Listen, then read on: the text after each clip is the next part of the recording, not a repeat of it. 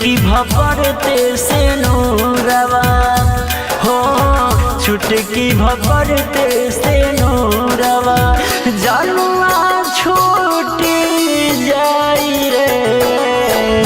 छुटकी भपरते से नूरवा जानुआ छूट जाई रे। छुटकी भपरते से नूरवा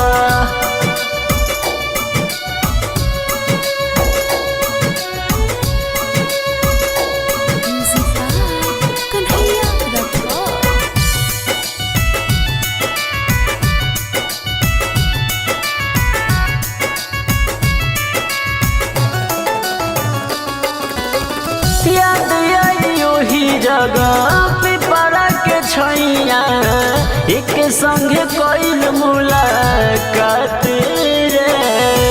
पुरावा के हवा में झांखर गइल दुनिया, दिनों में लागे जैसे रात रे। लागे जैसे रात रे। याद आई ओही जगह छैया एक संगे कइल मुलाकात रे।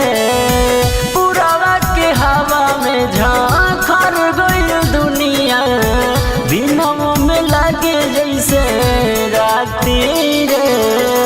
मन के भवनवा लागे सुनसनवा, अखिया से अवतारो आई रे। छुटकी भपरते से नूरवा जानुआ छूट जाई रे। छुटकी भपरते से नूरवा जानुआ छूट जाई रे।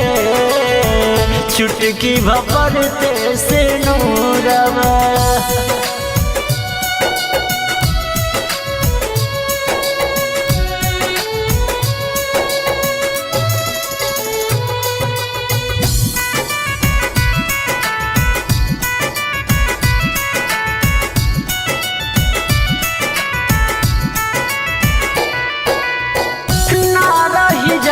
दिल में देहिया तो रही जैसे रहे खेतवा में माटी रे।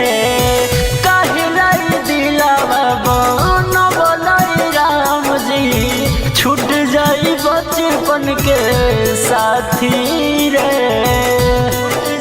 बचपन के साथी रे। ना रही जान दिल में देहिया जैसे रहे खेतवा में माटी रे। कहलाई दिलावा बन बोलाई राम जी, छूट जाई बचपन के साथी रे। गुड्डू अमित के जिंदगी से दूर होके चल जाई बुदिया मोरे जाई रे। छुटकी भपरते से नूरवा जानुआ छूट जाई रे।